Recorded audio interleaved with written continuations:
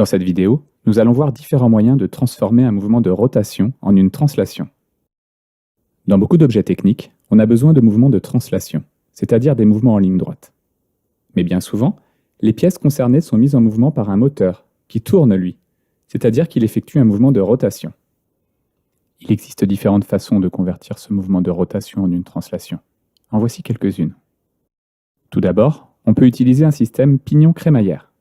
Il est composé d'une roue dentée comme celle d'un engrenage, qu'on appelle un pignon, et d'une tige, dentée également, qu'on appelle crémaillère. Lorsque le pignon tourne, ses dents s'engrènent dans les dents de la crémaillère et l'entraînent dans un mouvement de translation. On retrouve ce système dans ce type de tire-bouchon. Le mouvement de rotation des bras du tire-bouchon est converti en une translation de la partie verticale qui est vissée dans le bouchon, et ce grâce à une crémaillère. Sur ce portail automatique coulissant, le moteur, situé à l'intérieur du bloc bleu, fait tourner une roue dentée qui entraîne la crémaillère dans un mouvement de translation, ce qui permet le déplacement du portail. Ce système est aussi très utilisé pour la direction des véhicules. Prenons l'exemple de ce buggy. Pour pouvoir diriger l'engin, et donc faire tourner les roues avant, le volant est relié à un axe, à l'extrémité duquel se trouve un pignon. Ce pignon entraîne une crémaillère en translation. De chaque côté de la crémaillère se trouvent deux tiges, qu'on appelle des biellettes de direction, et qui sont directement reliées aux roues.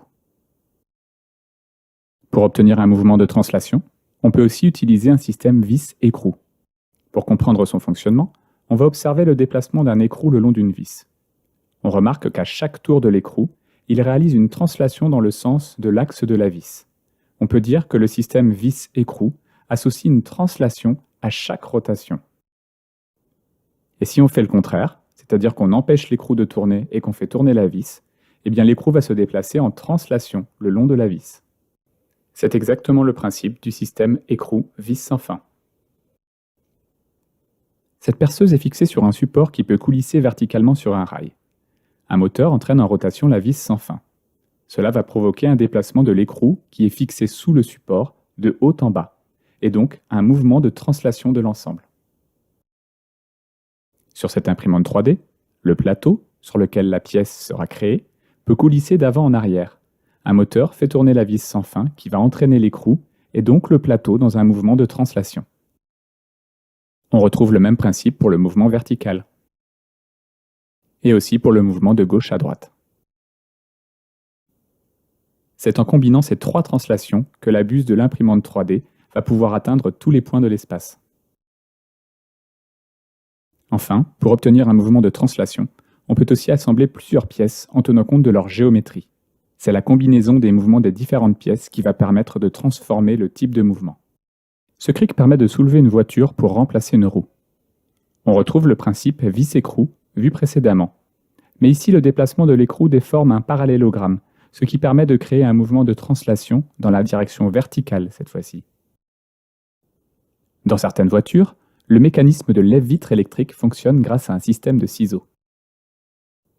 Le moteur, représenté ici par un cylindre blanc, fait tourner une première roue dentée qui engraine sur une seconde roue dentée, représentée en rouge. Cette seconde roue dentée est solidaire d'un des deux ciseaux et va donc faire varier son angle.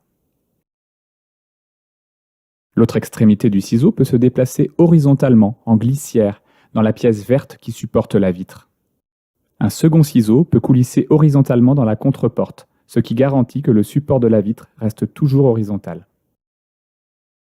Voici un système bielle-manivelle. La manivelle, ici en jaune, effectue un mouvement de rotation. Le déplacement de la bielle, en bleu, permet d'obtenir un mouvement de translation aller-retour du bloc rouge qui coulisse sur un rail. Le système bielle-manivelle est utilisé dans les moteurs à explosion, comme ceux qui équipent les scooters et les voitures. Mais ici c'est le contraire.